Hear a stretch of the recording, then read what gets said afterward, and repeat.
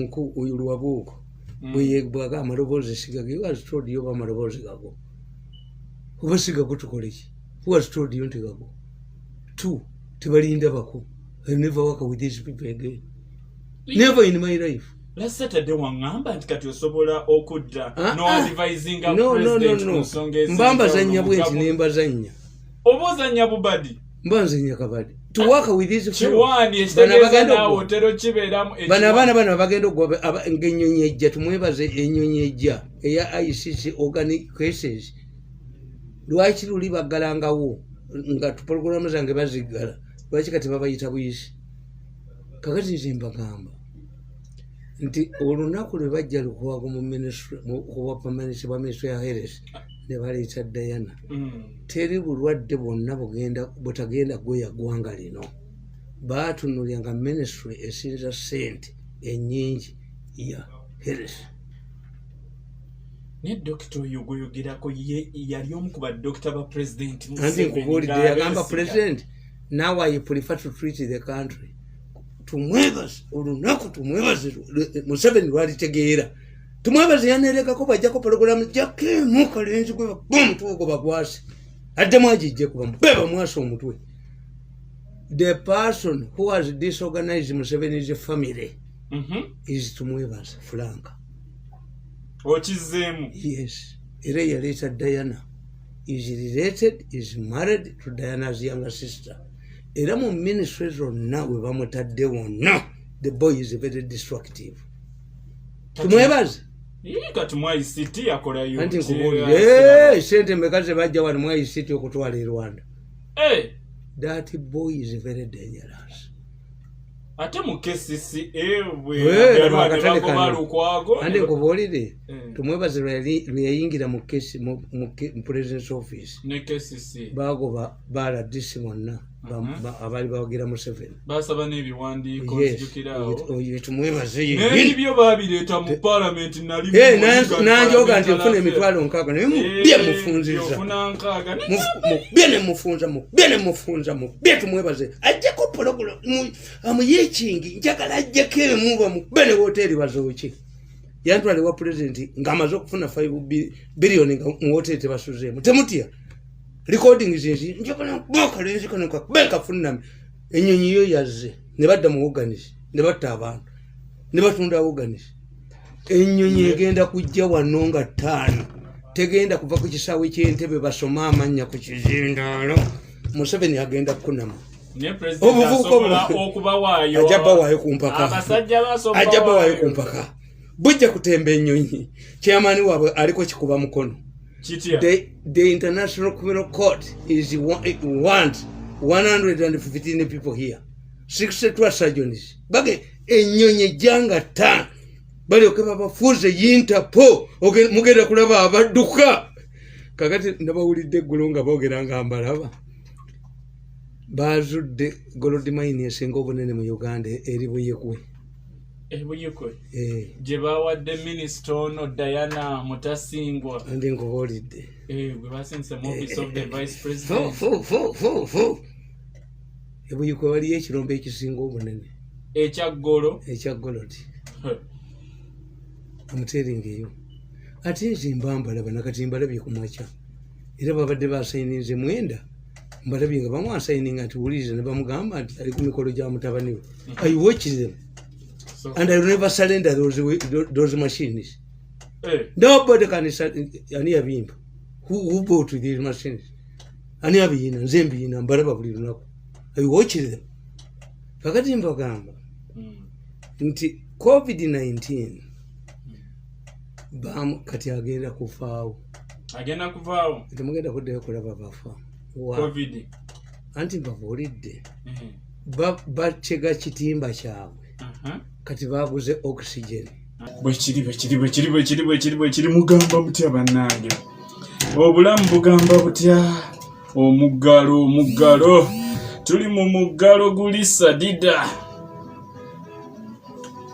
naye twongere okubeera nga ate tusaba Mungu kubanga mu kiseera kino yasobola okututaasa omuggalo fine baatuggala ne baggalawo abantu ne bazzibwa ewaka wakati mu kwetangira ekirwadde ekya COVID-19 kale tuli waka tukyetangidde oba bwe banaggulayo ekirwadde nga kidduse sisuubira twetaagawo ne interventions ez'enjawulo zikolebwe tumanye oxygen wakati nga abantu tebaliyo baggaliddwa ewaka okwetangira bongeddeko cylinders meka era mu malwaliro ameka twetaaga eddagala erigemebwa gavumenti etumiza batches meka era zituuka ddi wakati mu kwetangira nga tuli ewaka bino tubyetaaga era twetaaga wakati mu kubeera nga ekibuga Central Business District eggaddwa abantu baneeno abatakyakola mu mbeera eno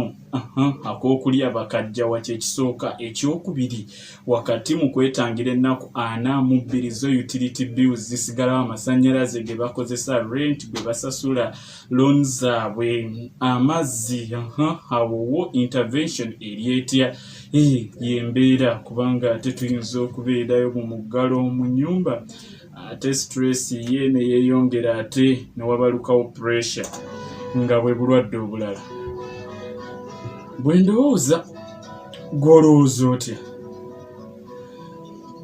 kale mu mbeera eyo wiiki ebaddemu ensonga nnyingi nnyo gye tugezaako ate okumalako tulaba nga ate baministers ab'enjawulo baasobola okubeera nga ate bakuba ebirayiro byabwe okutandika ate okuweereza mu kisanja kino nga bayambako mwami Tibuhaburwa Yoweri Kaguta General His Excellency Fountain of Honor mu kisanja kye kino ate Commander in Chief ate era ssentebe w'ekibiina ekya National Resistance Movement okuweereza n'abatasobola obaolyawo okulayira ate babategekedde ate olunaku olulala ye Rebecca Alitwala Kadaga abadde Speaker wa Parliament ebisanja 2 tabadde omumyuka wa Speaker wa Parliament era ebisanja 2 gy'emyaka egy'eddala 20 ng'ali at the helm of Parliament ate nga mubaka wa Parliament okuviira ddala mu 1989 kiikirira district ey'e Kamuli ye yalayidde lunaku lwajjo ku kifo kye eky'omumyuka wa Ssaabaminisita asooka avunaanyizibwa ku nsonga eza omukago ogutaba amawanga agali mu kitundu kino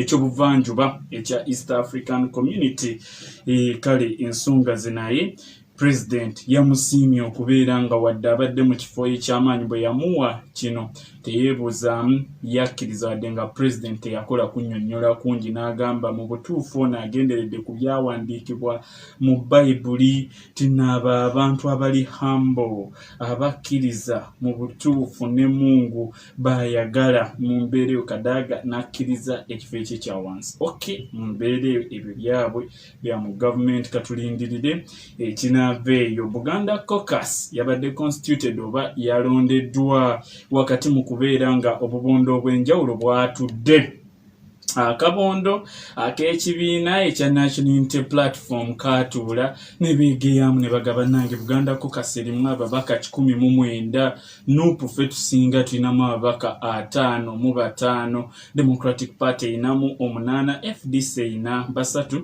ate gattako bannaffe aba NRM abayina ababaka abawera 35 nga tetugasseeko obaolyawo ba ex-officials betuyita ba ministers naye nga tebalina bifo bya bubaka bwa parliament nabo babeera ba fully subscribed members kasita basasula subscription kale mu mbeera eyo nga NUP yesinzamu ne bagamba nedda newankubadde tetujja kutwala kya the winner takes it all ffe tugenda kukanya ffe tugenda kusimba abantu ku bifo 5 byokka ku bifo 12 mu Buganda Caucus tugenda kusimba abantu ku bifo 5 byokka ekifo ekyobwa ssentebe tugenda kisimbako wadde nga tubadde n'abaagala ekyobumyuka bwa ssentebe ekyo nedda ku lw'obwa Sseruganda tetugenda kisimbako muntu tukirekere bariyeri ekifo ekya secretary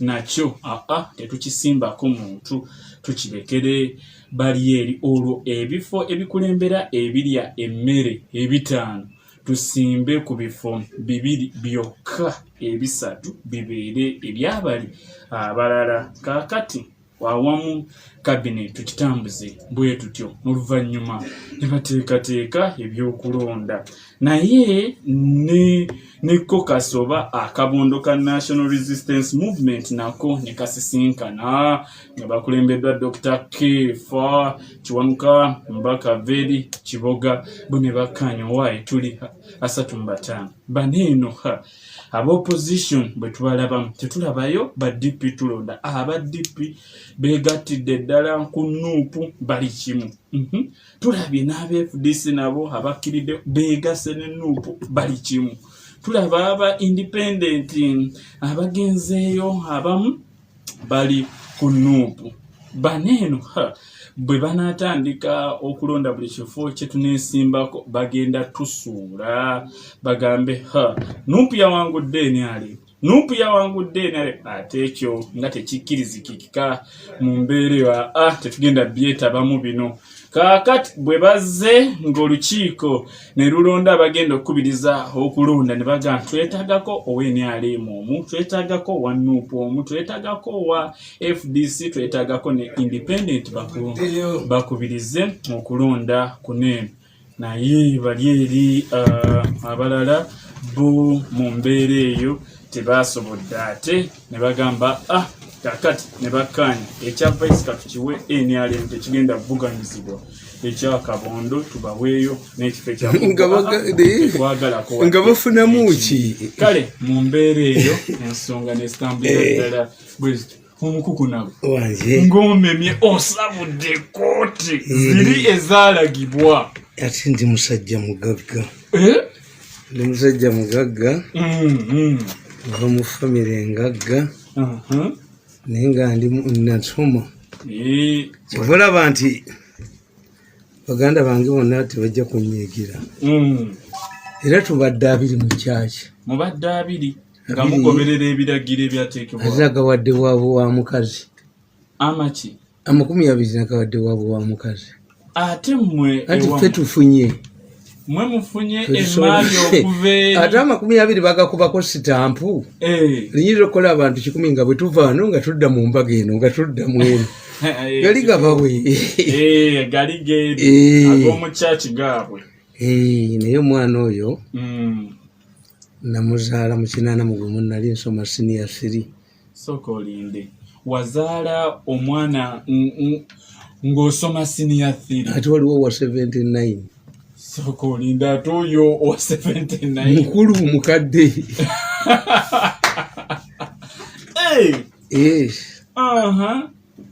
olwatuuka gwe wasomanga ng'oleka omukyala ewaka nasomanga naye ani maama wono nga ndi musajja mugezi mu ssomero nga famire yaabwe ngagga nnyo era bwe bamubuuza omulenzi yabaga nti taata we naaga nti abo baavu babakanyugira omwana waabwe akulire mu bwavu naye my father told me kakati oyo muwala bamututte batuyise baavu ati twali baavu ya very rich fellows naye mu kiseera ekyo bali bannaffe baali batusinza ku ssente ekyesawe my father n'omwana ne bamutusuulira nti akulire mu bwavu oli naakwata muwala we n'amutwala e London omwana wange my father told me tinjagala okola ekintu kimu you will never be a reference to their family onobeera feeri yabajja gambanga omuwala olaba kyetwakutaase akasajja kati walifumbiddwa mu kiwamanda this is a driving force behind me never to be a failure olimenga okuyisibwa mu maaso mu bulamu yes kati omwana ng'oyo si ye mukulu but yafuna yasoma president yamutwala ebweru n'asoma amafuta yasoma oilolo n'omulala n'asoma nze State House nagifunamu Museveni namufunamu era ngenda muwandiikira bulijjo mpulira ngoga nfunyeyo kaki ne mumanyira mu family sabakolera goyinza nja kubabagira ngendere bwerere I was wagenda ne kabuyi state house scholarship nazifunamu abaana bange basoma balinga 20. buli jebyo eyo side togitugambangako abaana bange basoma kati yali mu parliament very humble man tebamumanyi namumanyi mukwano gwange oyo John very humble adrafting amateeka mu parliament naye abaana bange nebagamba never inherit my enemies and friends create your own friends kakati gatta mukyaki kuwedde ningamba kanziyo ku mirimu gyange n'okomawo ku mirimu era nabagamba bwe nagenda mu state house natunulya bwenti nembagamba boolire omusajja bwakujja mu bbaala n'otaddayo mu bbaala bwali kugoba oliddawa. I maintained my closeness in the media. Ate abeera abudde tabeerawo abeerawo nembaga you are joking. I maintained for 14 years close relationship with the media. Nasigalayo nga ndi mukwano gwa media. Kaka today ogwo omukolo gukoze eki guwedde bamugase mu kyaki yafuje mukyala we ow'empeta nze muvera kosi yase ku mpeta eyo lwaki empeta eriko buzibu ki zaata wange omukulu yawasa empeta omukazi teyazaala mirundi yawasa empeta omukazi ow'empeta abaana be yazaala feeke kati kyekikikutiisa ebyempeta ebyo omwana wange sibiriimu oba n'ekirala bwe waŋŋambye nti ogenda kubeera ku mukolo guno ogw'okugatta natiddemu neŋŋa mirundi aŋŋamba ye wa biri kyaki agenda kuyingira era mukoddomi waffe era mbadde njaga vuga nti ndabe nti oyingiridde dda biri anti kakobuulire nze ate nze biri bigule biguzi apaana yange ebyange byakika mbadde mayi wagulayo kakati kambabuulire we have 3 issues serious to discuss in this country. Only 3 issues. One, the COVID-19 is here to stay. Bugenda kubeererawo ddala wano. Teri ggwanga lyonna likugamba nti we have found a solution to COVID-19. This is why mbaleeteddeyo buno. Nze nengedde eddagala lyoleese ery'enjawulo neŋŋamba. Buli omu afuneko. Leeta ndabe eddagala lino erya Covanero. Covanero, Professor Omumerika bamuyita Nazir. Yajja mu Uganda. Waliwo ne omwana omusoga bamuyita Hassan Kyakulaga. He's an expert in US on viruses. Musajja musoga. Magola speaker bwe yayogerako. Be baagenda ne bakola eddagala lino erya Covanero nga baga nti Magola wadde bagita day company ekola engano ekola ki kakati professor oyo bwe yajja wano Professor Nazir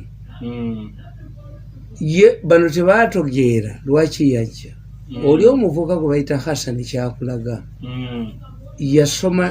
yamusomesa nga muvuka mugezi nnyo n'asoma viruses kati n'amugamba lwaki tetukola eddwaliro ekkolero ery'amaanyi ery'eddagala for American Wound export era liri wano Matugga waliwo lye baazi kakati Kyakulaga I don't know oba ayina Oluganda ne Magola kakati COVID bwajja Kyakulaga being a student a very knowledgeable man about viruses be basooka okukola breakthrough ne Dr. Nazir, Professor Nazir.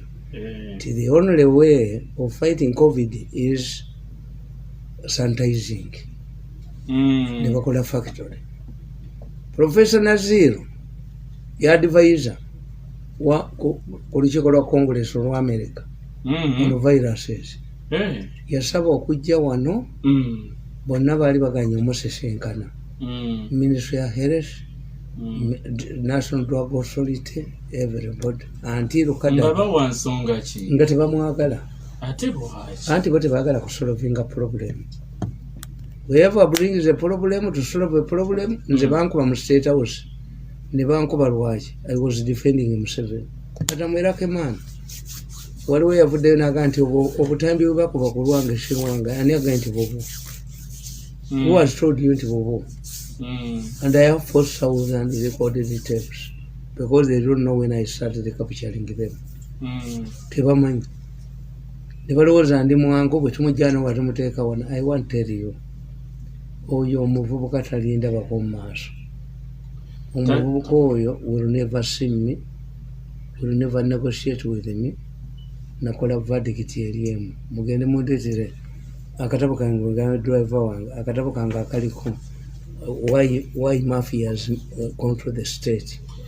Kanzijewo obulango buno tutandikiraawo kuba otugambye nti nno President Museveni yasinkana ono omwami ono yagezaako okusinkana abantu ab'enjawulo ne bagaana ng'anoonya ddagala lino Conavir. Okay. How masters control the state? Kaliko kadaga kalikane.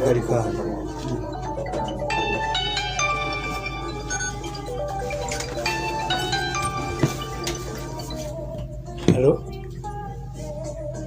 Sorry.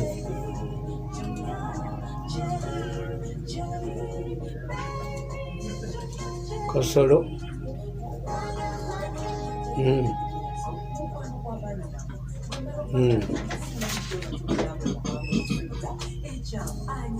Agende fere tubafaako teyina abajja bakuba babasuule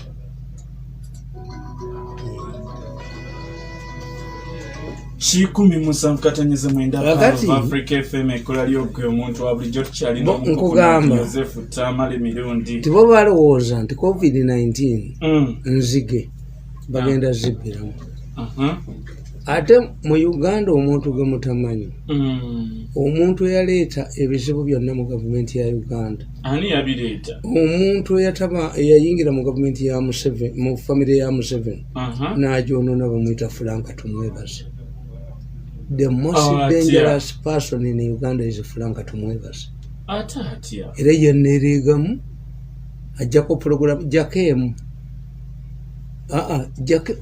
mutuugo bagwasi era Frank Tumwebaze yajja Diana mu State House ne bamuleeta kubanga mulamu we ye Frank Tumwebaze amanye wabeera ssente Museveni bw'abeeranga mwekezairo yeekokkolanga Frank Tumwebaze kasajja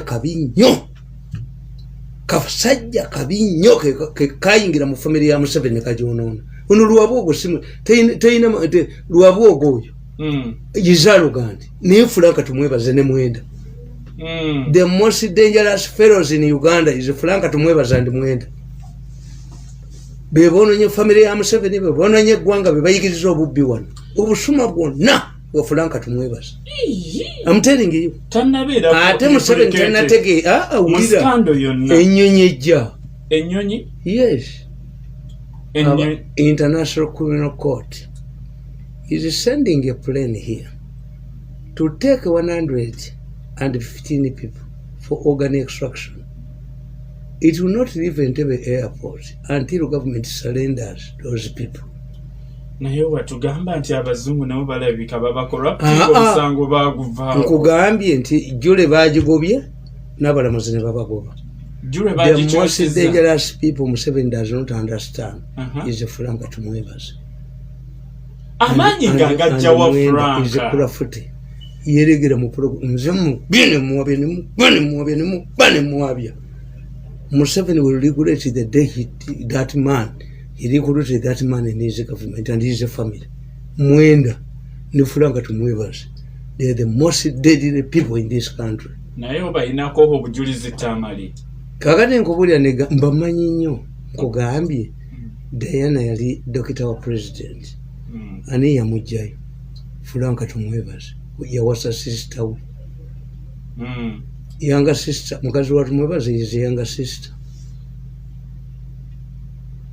era bagoba Lukwago ne bamujjawo ever since Lukwago was removed from the Ministry of Health ati Lukwago mujjaga nti nzonzije mu health bien base emitu bamujjayo ne bamuteeka mu Education Service Commission tobinteeka mu ebyo naye nja bakubamba tte ewange tebasobola kulinnyayo I'm telling you and I'm hardening way forward Gwenga advisor wa president siri advisor wa Museveni advising kwa ndi mukwano kwa Museveni nali ninyeyo oli mukwano kwa Museveni nzo kunzija mu president ndonga ati ata amwande minister ndi musiru ebyo wange tebikolebwa I will never be humiliated in my life ekifo kigane ekyo nakigana sesolibwa kasasiro amunoti kazungu nzunga buzunzi amayi furniture to build nga bakujja mu state house bakujja wana ebyo nabigana Niye kya advisor bachiwadde abantu abanene ngaba abadde ba minister banachiwala baba wadde wange noleetayo appointment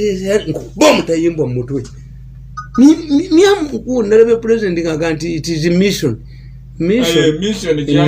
Nyerere yabikolanga nti mission but the first hire nankabirwa osoka ko hiringa nankabirwa ne bankuba ne banyonona osoka kwata bukedde nenkuba ne nyonona bukedde ajja kusasula miliyoni 10 nkibabuulira kawusenga ne kulibya bajazireta kakati uyu muku uyu lwabuko bwe bwaga amalobozi sigage was told you ba malobozi gago ubasiga kutukoleki was told you ntigago two tebalinda bako I never work with these people again never in my life last Saturday wangamba ntikati osobola okudda no advising president kusongeza mbamba zanya bwenti nemba zanya obozanya bubadi mbanzanya kabadi to work with these chiwani estegeza na hotelo chiberamu bana bagenda ogobe ngenyonyejja tumwebaze enyonyejja eya ICC organic cases lwaki luli bagalangawo nga program zange bazigala lwaki kati babayita buyisi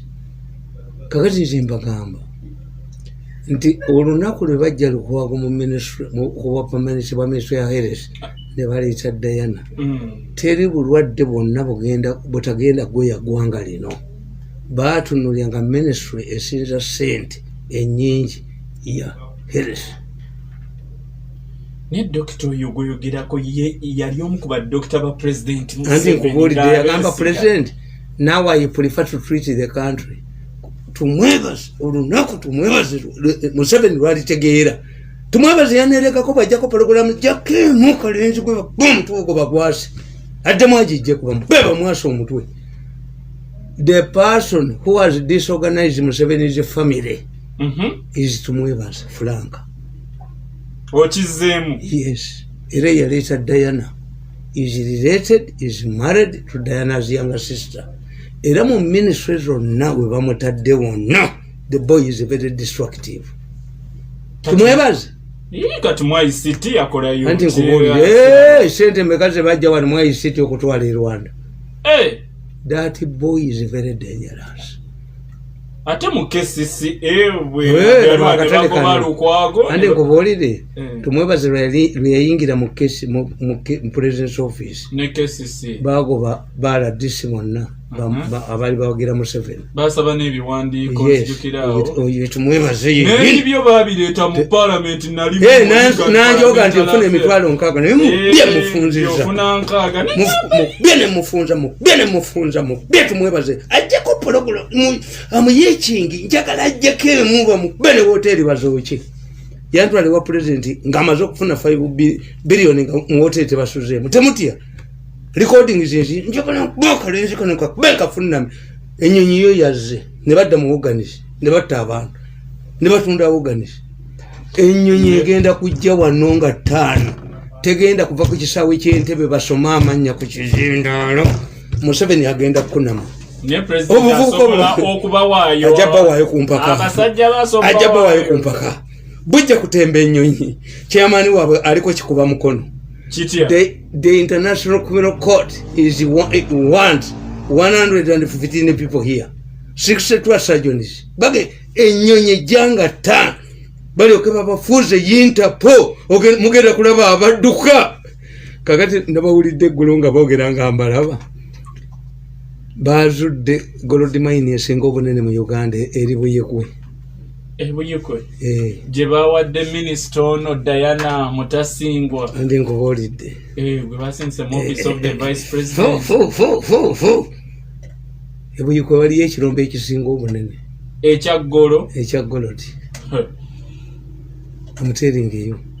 Ate nze mbambalaba nakati mbalabye ku makya era babadde basayininze mwenda mbalabye nga bamwasayininga nti wuliriza ne bamugamba nti ali ku mikolo gya mutabani we. I watch them and I will never surrender those machines. Nobody can ani yabimba who bought these machines ani yabiyina nze mbiyina mbalaba buli lunaku. I watch them. Kakati mbagamba nti COVID-19 kati agenda kuvaawo. Temugenda kuddayo kulaba bafa COVID. Anti mbabuulidde bakyega kitimba kyabwe kati baguze oxygen. How much money have they used to buy oxygen? Tetumanyi. Anti where were these people to monitor that we shall need oxygen? Awo Museveni wagwira akabonero namwe omugwira akabonero ti abasajja bano batega ekitimba kyabwe ne bategeera ne bagamba kati sente tuzifuna muki kati import erinnya ebbeeyi e China ennuuni ne bawamba ennyanja naye babawandiika. Waliwo naffe betuyina abakuba ebifaananyi olunaku lumu ekyennyanja kyo mujja kubalaba nga babayina mulaba abadduka. Mulowooza society teriyo balabakola. Yes. Kakati oli okutunda ennuuni ye. N'ogenda ogamba nti omuntu bw'amala okufuna akatale k'ennyama n'alyoka ne kakuba mbokedde n'olugongogongo lwako mbw abakenjaji bateekamu faludon. Mukenjaji ateeka ati ennyama n'agiteekamu faludon. Mbwebera tegwako nansowere. Anti kyenkubuulira eruzinga kilos. Kilos kendi. Kubanga waliwo nannyini nsi yatwala amata, yatwala ennyama, yatwala gundi ennuuni, yatwala ki. Niwe bafuula abasiru. Tuze nabalema. Omwani mala kutta munne. We shall never talk. Oyo omuvubuka alowooza nnyo nti ndi musajja mwangu. Nze ndi mwangu. I never talk. Mukaleeta akatabo kange mbasomere. Tikunsimuka buli ne muggulu kuba kati mwenda alikodinga. Kozi ogambye nti akataba ako bakayita batya? How mafias control the state. Okay. Yes. Mwekali kakiragala kaliko kadaga kaliko gundi kaliko kadaga kale obate bakaleese nja kwogera omukukuna kakati nkugamba nti ebya COVID-19 okuva le bakugambye kubanga abasajja bano bwe bakola they think that we are fools. One, we must have a monitoring team, a permanent one, to monitor COVID-19. A president yagiteekawo COVID-19 task force. Eyonfu ate mwanange kambabuulize akakiiko ka president akali kakuliwa Katongole Emmanuel kakuŋŋaanya ssente ne kagula emmotoka 250 mu Toyota. Wali ekiwuliddeko? Emmotoka eziira asizini ezajja zino tebazoogerako. Nobody in the Ministry of Health is talking about these vehicles. Akakiiko akaliko ne Mary Karolo akakiiko anti bakola bwe bati bakagatta nga Karolo okulutu yadaabulinga kubanga kambabulira abo abasajja bagezi nti akakiiko ka Museveni's initiative cannot be audited by the Auditor General. Any money that has not gone through Parliament, yes, kakati akakiiko ka Museveni ako aka Katongole tetumanyi na how it rekavaawo.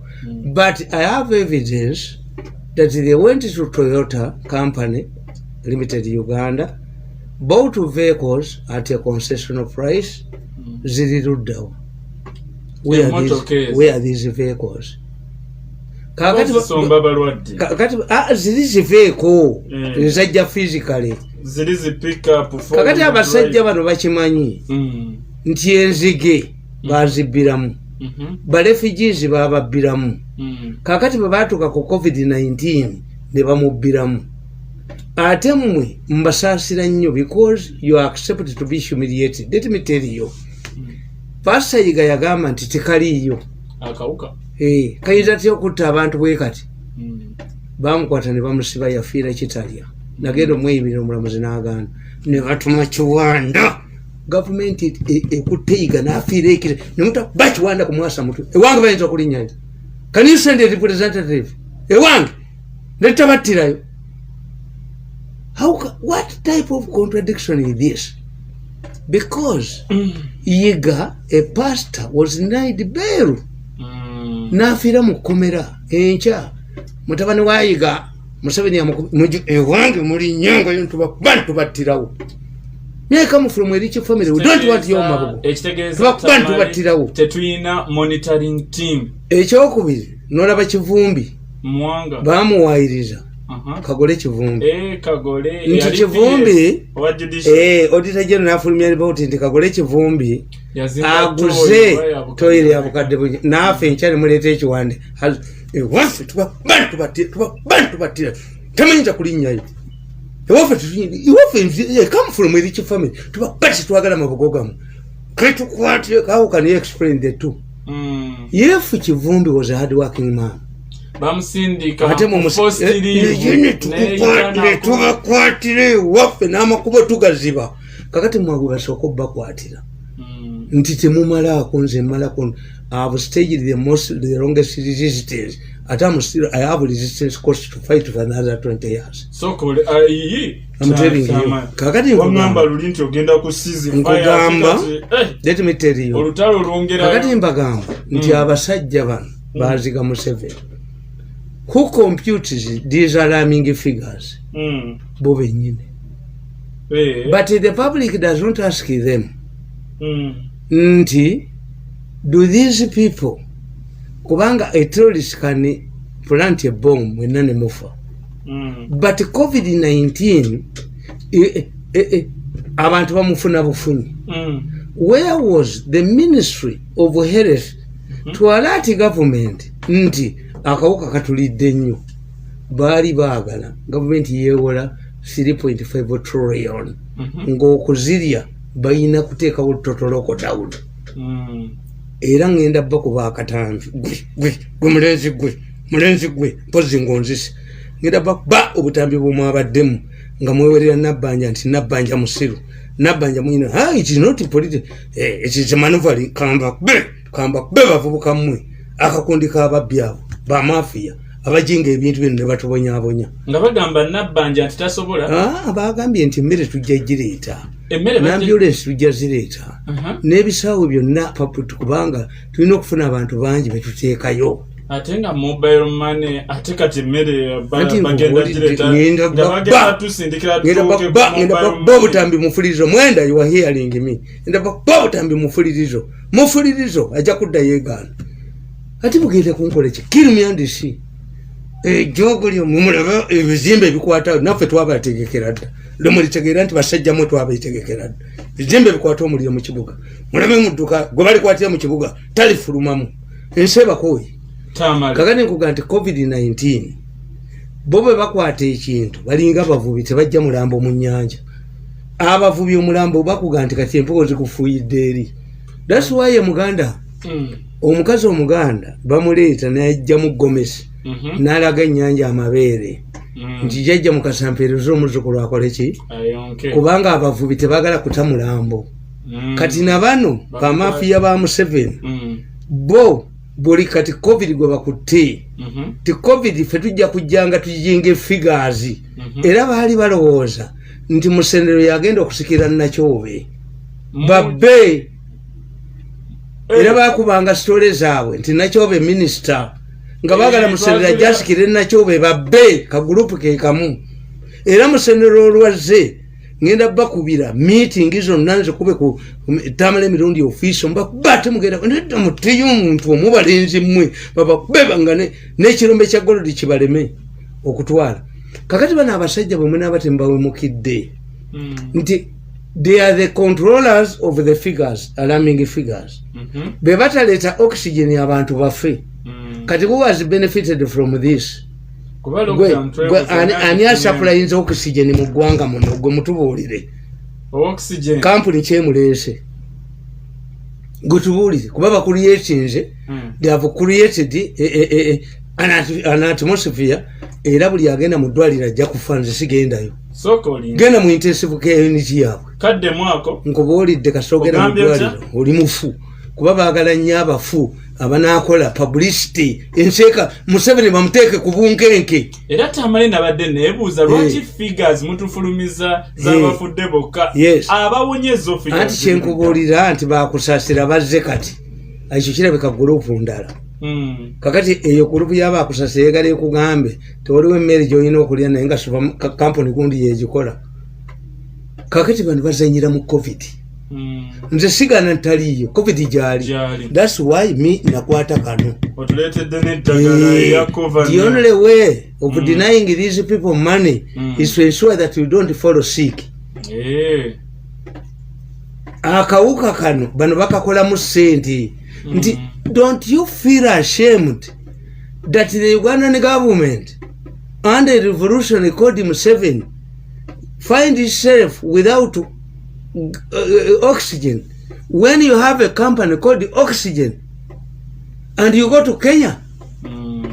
Can you say nti gwe speaker wammwe mu parliament yeyisa sente ali Kenya because you can only go to Kenya sa America? You should feel embarrassed. Sokolinde speaker number 3 wegwanga. Yes, nga parliament yeyina okuyisa sente yayisa sente nedde abe Kenya bamugana afe abe Kenya batuyambe.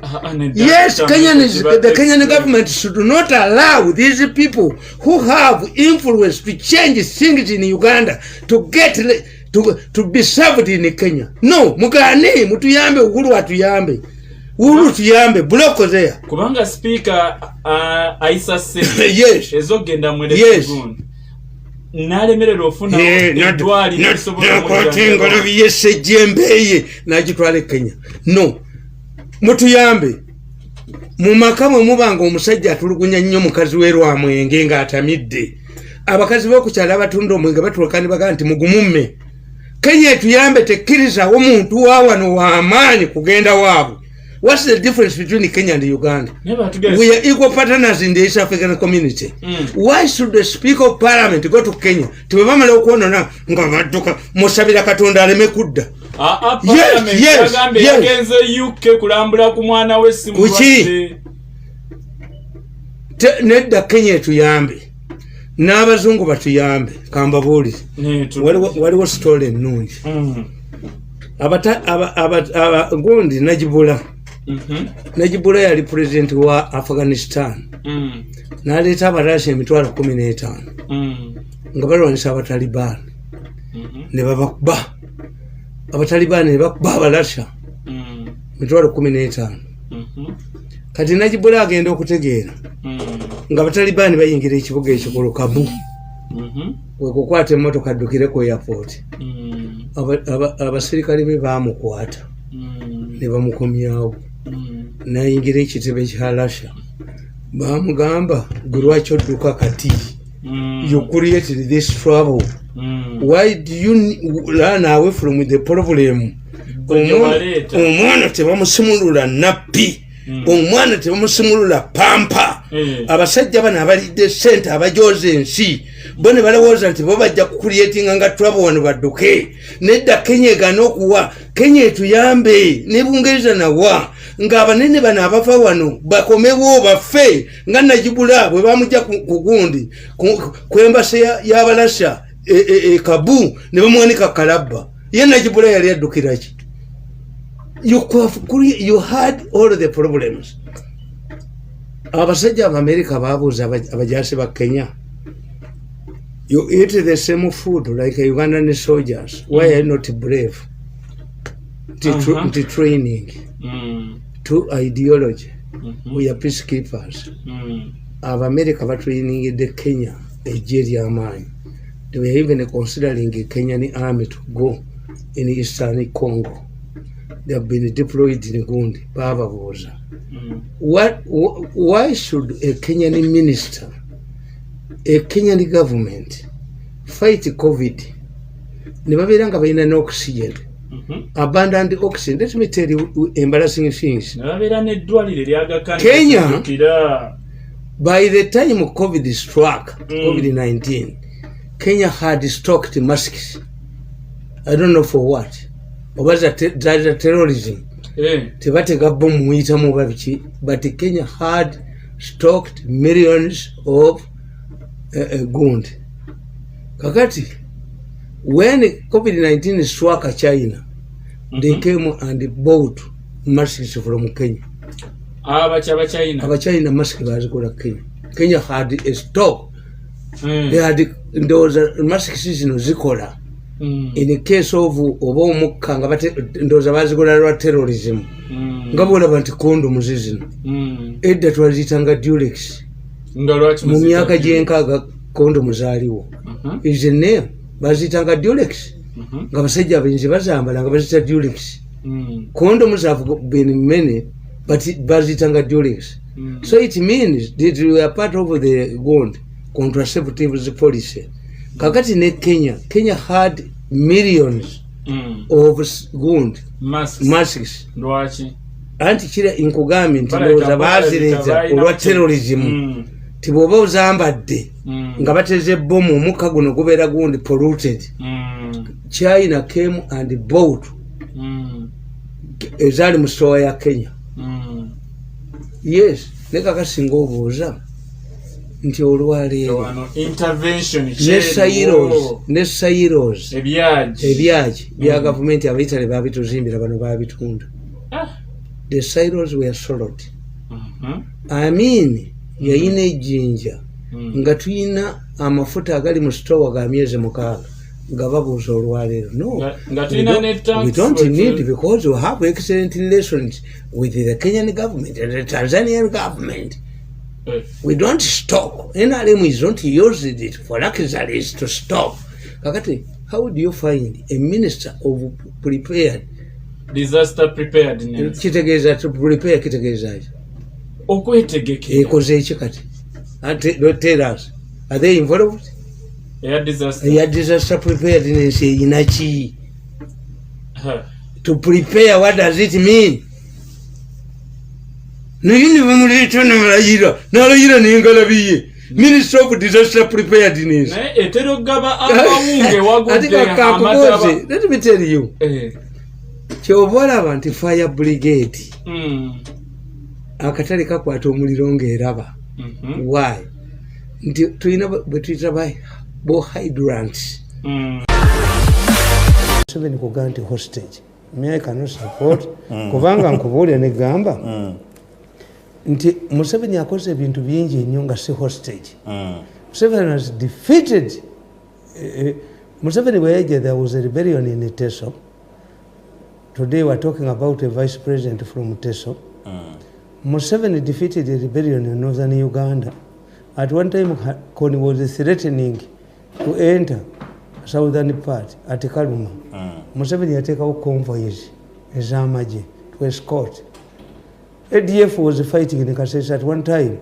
ADF captured Mpondo. This is when I saw Museveni with his AK-47. We had a rebellion in Teso. We had a rebellion in northern Uganda. We had a rebellion by ADF in Kasese. We also had a rebellion in Uganda. Not suppressing. But what is missing? The missing link is, at that time, Museveni was not a hostage. This time around, is a hostage. He's a hostage. Kakati, what we should do is to create a group. We must create a group to counter. For me, oh, you Musenero.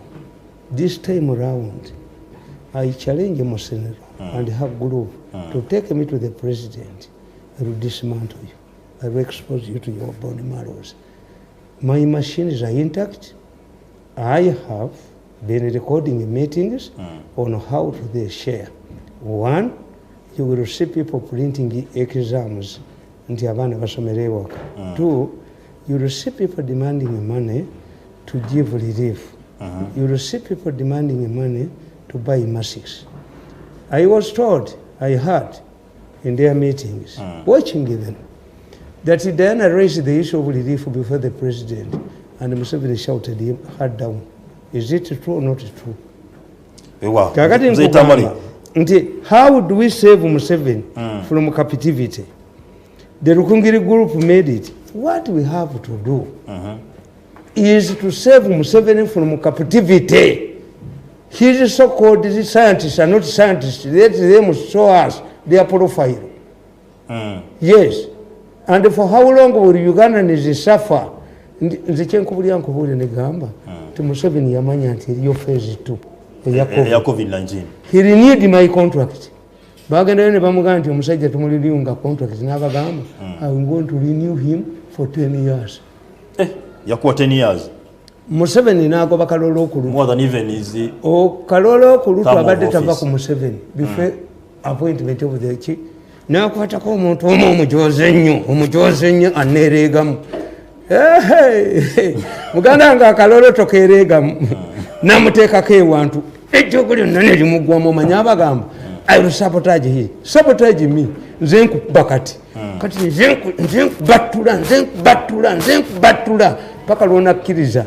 Let us drive in some different lanes as you are talking.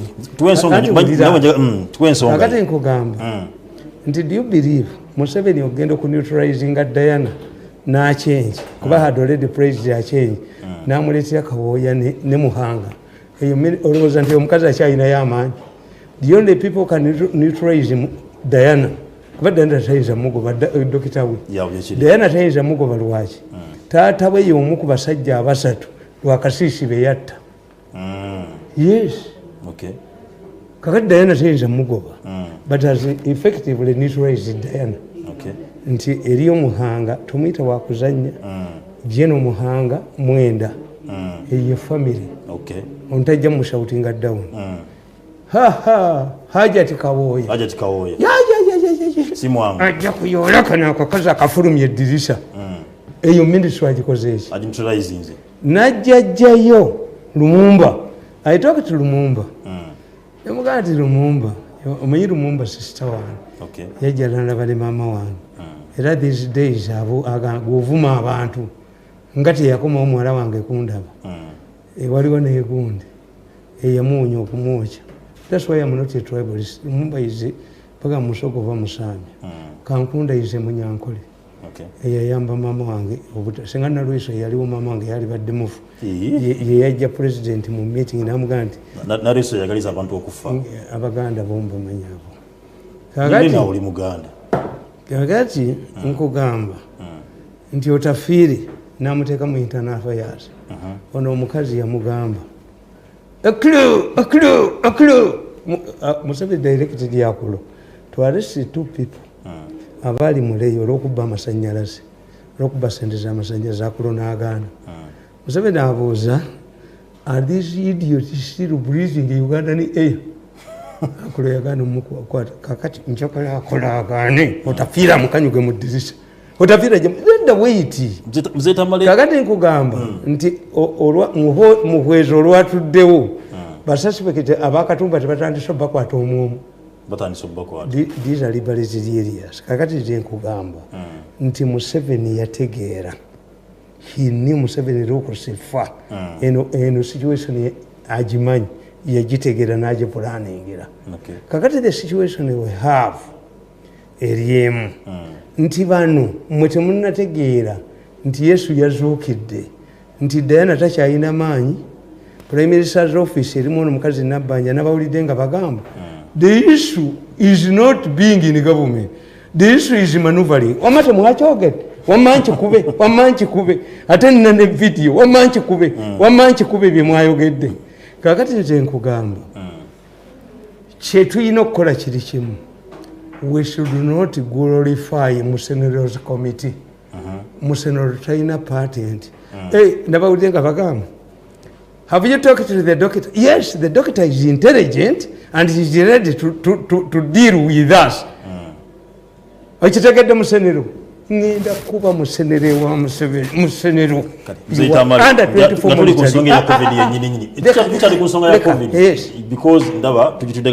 anti nkubuulidde kyekikulu ekiriwo kakati kankubuulire do you know nti akakiiko akaali kakulirwa Katongole kakuŋŋaanya ssente ne kagenda mu Toyota ne kanegotiatinga ne Toyota ne baba discount more than 200 vehicles are coming.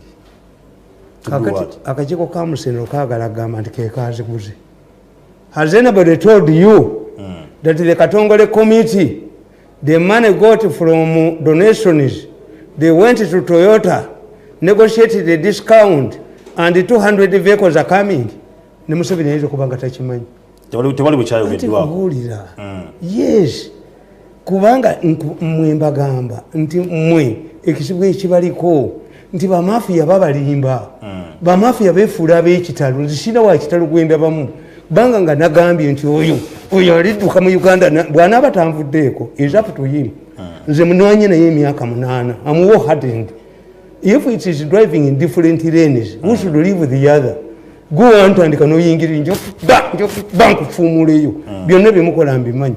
Kakati nkugamba nti bakatongole bagula emmotoka ekitegeeza bano bahamu Museveni tagamba kubanga tulina kakati we are zeroing on what? President Museveni tazaawo mmere no relief. President Museveni tazaawo gold but you know masks. People have been buying them. That's what I told you. Nti Museveni undermined his early achievements by a total lockdown. Prime Minister yagambye bagenda kubayamba bana Uganda bana bipuwa bagenda kubawa sente mobile money. Anti kakati nkubuulira. Kani beta mtegera bale bantu. And let me tell you. Nti ekyo nakyo kankibabuulire. President kati kyo kitegedde. Kiri. The Katongole committee collected money, negotiated with the Toyota to bring us more than 200 vehicles. Yeah. Has anybody said about it? No. Because once you mention this, the 200 vehicles are coming, arising from money collected on the initiative of the president. Then they will not have the excuse of buying a new vehicles. Yeah. Musenero, tajja kufuna excuse ya kubba. Is the doctor cooperating? Musenero wali duse. Tuze kusonga ya relief. Relief teriyo. Museveni should not involve himself in relief. No. What should be done? Yesterday nabadde owaponye. Aponye nakugamba nti ebijanjalo bine babiwamu ettaka. Era aponye namugambye nti yampadde ssente. Naye aponye namugambye nti I'm happy that you recognize that I helped you. That's Mirundi. Mirundi does not operate on money. If anybody goes to Aponye's place, mu biseera bino yalowooza nti agenda kujjayo ssente. I told you Aponye. Aponye I'm happy until when I ring you respond. Others don't. Era bagambye nti ssente za gundi media za zedda mugende ewa Nabbanja mumugambe Mirundi mumuwenga 3 million per program. Nga program ze zonna nga mumusoma mmeka. Mumusoma temwakyogedde nti Nabbanja should give me 5 million 10 million per week. Mumusomye mmeka. Nedda mugenda kusoma mmeka mu. Why should you give me 10 million per week? Mumusomye mmeka basajja mu. Ngenda bakuba ku social media mudduke mulabeko bakubirawo no kubattira. Actually we are not rigid. Then we must accept the court ruling. Waliwo bannange bendaba. Let him not come into my lane. You are admitting one thing. We are all drivers. Okay. We are tipper because you are speeding at the same speed like I'm speeding. Unless it does not meander into my lane. Is a country red? Nabalabye Joe nga bagamba a way of giving me money. I will not allow this man to access his project. Okay, you said a rich Mirundi is dangerous, but have you tested if a rich Mirundi is a nuclear bomb? Then a poor Mirundi is a marijuana smoker. byombiso byagala kakati nkubulya negamba I look at this. My brother died naye ku kisaawe Entebbe badde bamuyita Tamale Mirundi era yajjanga nti ojje abantu bakutegeere abalala bafudde baliwo ku kisaawe Entebbe. Mukazi wange was targeted kubattanga abakazi yali amuluwalinga into trap naye fortunately namugamba nti nvudde bweru nyinza okugulira emmotoka na biki. My wife they drive the best. I have all tribes of vehicles. Nsobola okuwasa nti ndi mukadde. I traced this man. I dismantled the group etta abakazi. Organ ne balumbe mukazi wange. I dismantled. That's why they are in Hague. Next month on the 3rd you will see people going to Hague. The chairperson has decided to fake sickness babagala Hague. Sekuddayo kuwulira mugundi ku Zoom. Attacking my family. Mutani wange bamukuba naye yamukuba yakuba abantu jjo nakuba amasasi okyamuwulirayo ate waffe nasabayo death penalty bajja baba mwaso omuntu kakati nze nkugamba if President Museveni believes that the coronavirus is a health problem, it is not a health problem. You explain to me, these are people who make news. These are people who make news. In America, the same. When you look at the people who were the first people to be killed by coronavirus, it's the same. Musicians, artists. At one time, even the Queen was evacuated. Prince Henry, the Prime Minister of Britain, is just different from fear. Therefore, coronavirus cannot be approached from one angle. Me, I'm tempted to believe, as a student of conspiracy theories, tuyinza n'okubanga tuyinamu abantu abaagemebwa edda nga bo tekabakwata naye nga bakatambuza. When I look into my phone, most of the people bembadde manya bali prominent are dead. How?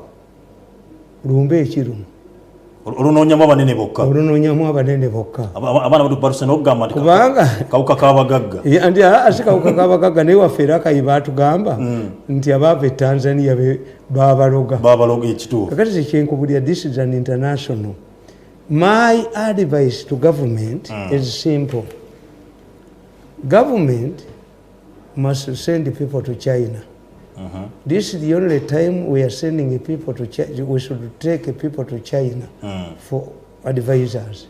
The only people that have defeated this virus without a cure are the Chinese. If you people think that we are very close to China, I think as a theorist, waliwo abalaga nti abange oba muli bakwano ba China nga tebayamba. Kubanga if we had moved to balokole in America, the balokole will bring drugs here. True. Somebody is telling you that these people, the Chinese, much as you rely on them, they are not reliable. They cannot save you from danger. Era bw'otunuulira G8 here today, their struggle was on China, Biden and the group, how to neutralize China. Kakati, it seems where I was disappointed, Museveni kuganti hostage.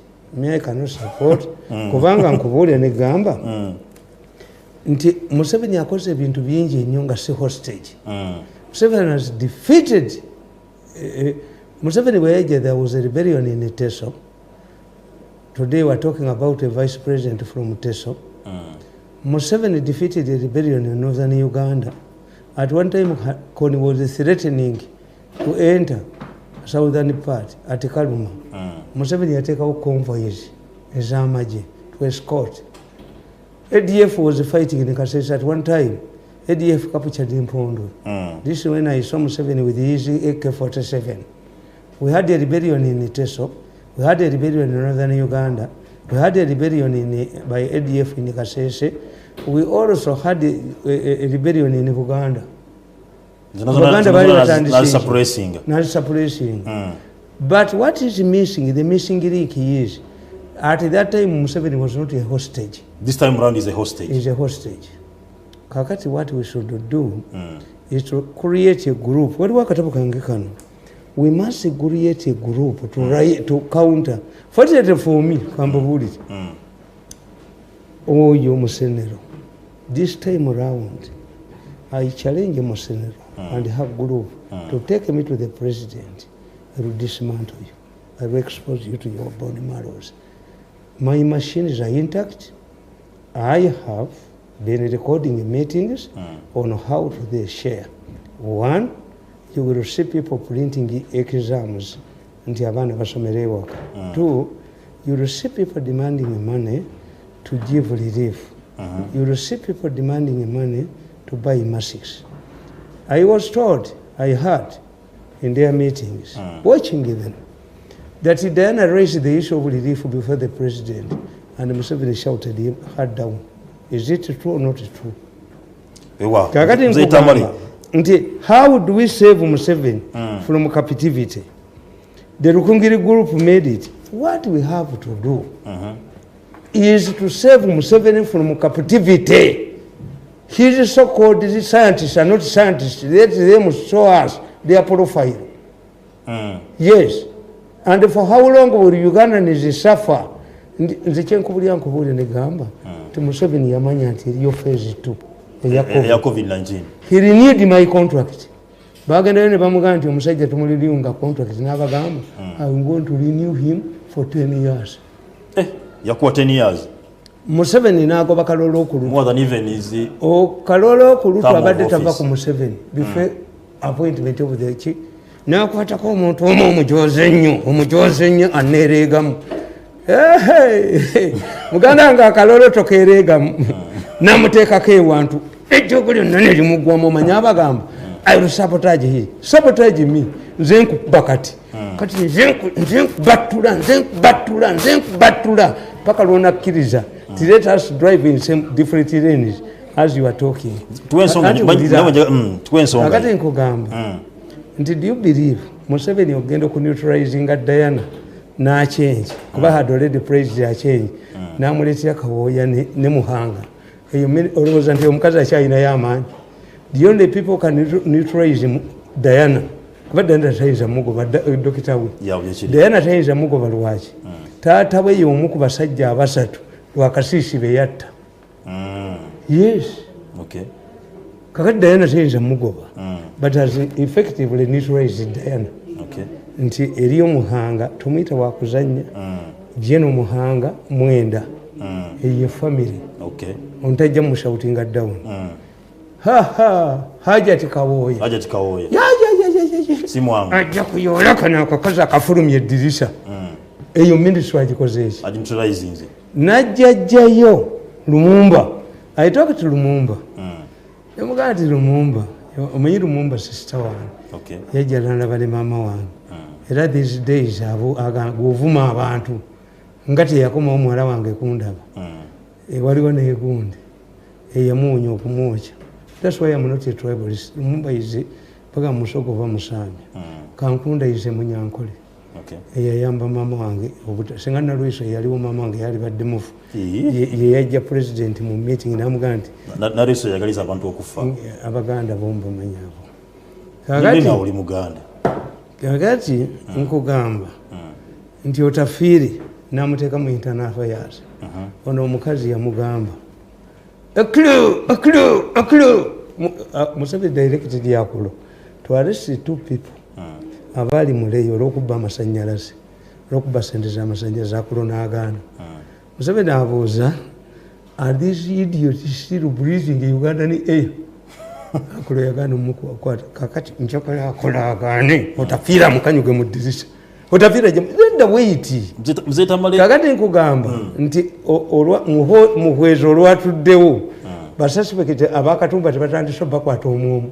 batandise obubaka these are liberated areas. Kakati nze nkugamba nti Museveni yategeera, he knew Museveni lokusifa eno situation agimanyi, yagitegeera n'agipulaningira. Kakati the situation we have eriemu nti bano mwe temunnategeera nti Yesu yazuukidde, nti Diana takyalina maanyi, Prime Minister's office erimu ono mukazi Nabbanja n'abawulidde nga bagamba the issue is not being in government, the issue is maneuvering. Wamate mwakyogedde wamanchi kube ate nina ne video wamanchi kube bye mwayogedde. Kakati nze nkugamba kye tulina okukola kiri kimu, we should not glorify Musenero's committee. Musenero talina patent.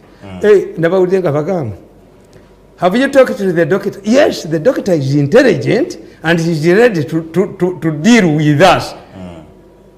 Okitegedde Musenero ngenda kuba Musenere wa Musenero under 24 yes, because ndaba tujitudeka kadde kandi anti nkubulidde kye kikulu ekiriwo, that is je kituufu kikulu ekiriwo. Kakati kankubulire, do you know nti akakiiko akali kakulirwa Katongole kakuŋŋaanya ssente ne kagenda mu Toyota ne kanegotiatinga ne Toyota ne baba discount.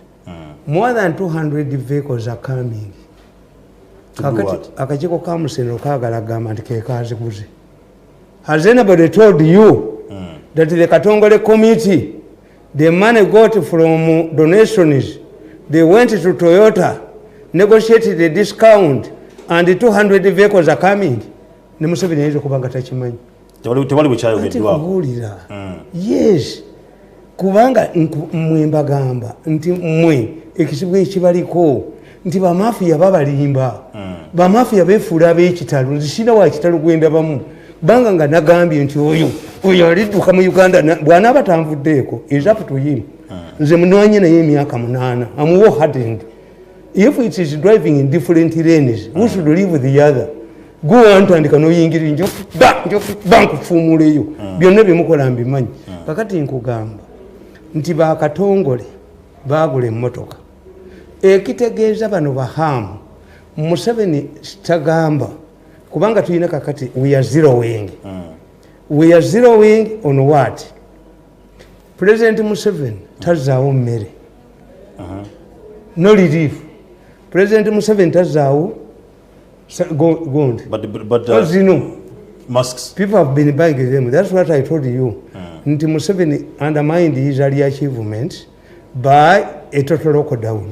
Prime Minister yagambye bagenda kuba bayamba bana Uganda oba vana bipuwa bagenda kuba sente mobile money. Andi kakati nkubuulira. Kani beta mtegera bwe bantu. And let me tell you. Nti ekyo nakyo kankibabuulire. President kati kiyo kitegedde kiri. The Katongole committee collected money, negotiated with the Toyota to bring us more than 200 vehicles. As anybody, where I was disappointed, Museveni kuganti hostage. Me I cannot support. Kubanga nkubulira ne gamba. Nti Museveni akoze ebintu bingi nnyo nga si hostage. Museveni has defeated.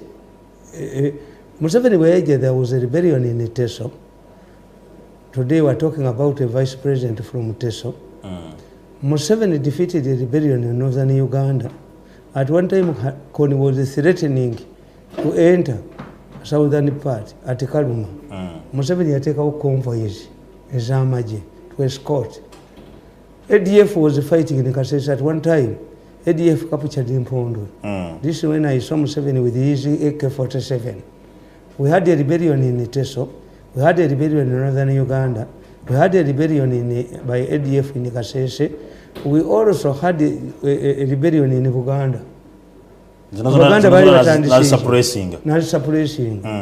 But what is missing? The missing link is, at that time, Museveni was not a hostage. This time around is a hostage. Is a hostage. Kakati, what we should do is to create a group. What do we We must create a group to counter. Fortunately for me, oh, you Musenero. This time around, I challenge Mosenero and her group to take me to the president. I will dismantle you. I will expose you to your bone marrows. My machines are intact. I have been recording meetings on how to they share. One, you will see people printing exams. Two, you will see people demanding money to give relief. You will see people demanding money to buy masks. I was told, I heard in their meetings, watching them, that Diana raised the issue of relief before the president, and Museveni shouted her down. Is it true or not true? How do we save Museveni from captivity? The Rukungiri group made it. What we have to do is to save Museveni from captivity. His so-called scientists are not scientists. Let them show us their profile. Yes. And for how long will Ugandans suffer? Nze kyenkubulira nkubulire ne gamba ti Museveni yamanya nti eriyo phase 2 eya COVID-19. He renewed my contract. Bagendayo ne bamugamba nti omusajja tumuliriunga contract n'abagamba I'm going to renew him for 10 years. Yakuwa 10 years. Museveni n'agoba Kalolo Okulu. More than even is the Kalolo Okulu twabadde tava ku Museveni before appointment of the chief. N'akwatako omuntu omujoze nnyo aneereegamu. Muganda nga Kalolo tokeereegamu n'amuteekako ewantu ejjoguli nno ne limugwamu omanya abagamba I will sabotage him. Sabotage me. Nze nkuba kati nze nkubattula paka lw'onakkiriza. Let us drive in some different lanes as you are talking. Kakati nkugamba nti do you believe Museveni ogenda okuneutralizinga Diana n'achange kuba had already praised a change n'amuleetera Kawoya ne Muhanga eyo olowooza nti omukazi akyalinayo amaanyi. The only people can neutralize Diana kuba Diana tayinza mugoba dokita we Diana tayinza mugoba lwaki taata we y'omu ku basajja abasatu lwakasiisi be yatta. Yes. Okay. Kakati Diana tayinza mugoba but has effectively neutralized Diana. Okay. Nti eriyo Muhanga tumuyita wakuzanya Jeno Muhanga mwenda eyo family. Okay. Ontajja mushoutinga down. Hajati Kawoya. Hajati Kawoya. Ya. Simwangu. Ajja kuyola kana akakazi akafulumya eddirisa. Eyo ministry agikoze eki. Neutralizing. Najjajjayo Lumumba. I talked to Lumumba. Yamugamba nti Lumumba. Omanyi Lumumba sister wange. Okay. Yajja n'alaba ne maama wange. Era these days bw'ovuma abantu nga teyakomawo muwala wange kundaba. Waliwo neegundi eyamuwonya okumwokya. That's why I'm not a tribalist. Lumumba is paka musoko va musambi. Kankunda is Munyankole. Okay. Eyayamba mama wange obuta singa nalwisa yaliwo mama wange yali badde mufu. Ye yajja president mu meeting n'amugamba nti nalwisa yagaliza abantu okufa. Abaganda bombo manyabo. Kakati oli Muganda. Kakati nkugamba nti otafiiri n'amuteeka mu internal affairs. Ono omukazi yamugamba a clue. Museveni directed yakulo to arrest 2 people abali muleyo olw'okubba amasanyalaze olw'okubba sente z'amasanyalaze akulo n'agaana. Museveni abuuza are these idiots still breathing Ugandan air? Akulo yagaana omukwata kakati nkyakala akola agaane otafiira mukanyuge mu ddirisa otafiira genda weiti kakati nkugamba nti muhwezi olwatuddewo basasipekete abakatumba tebatandise bakwata omwomu. These are liberatory areas. Kakati nze nkugamba nti Museveni yategeera. He knew Museveni lokusifa eno situation agimanyi yagitegeera n'agipulaningira. Kakati the situation we have eriemu nti bano mwe temunnategeera nti Yesu yazuukidde nti Diana takyalina maanyi. Prime Minister's office erimu ono mukazi Nabbanja n'abawulidde nga bagamba the issue is not being in government. The issue is maneuvering. Wamate mwakyogedde wamanchi kube ate nina ne video wamanchi kube bye mwayogedde. Kakati nze nkugamba kyetulina okukola kiri kimu. We should not glorify Musenero's committee. Musenero talina patent.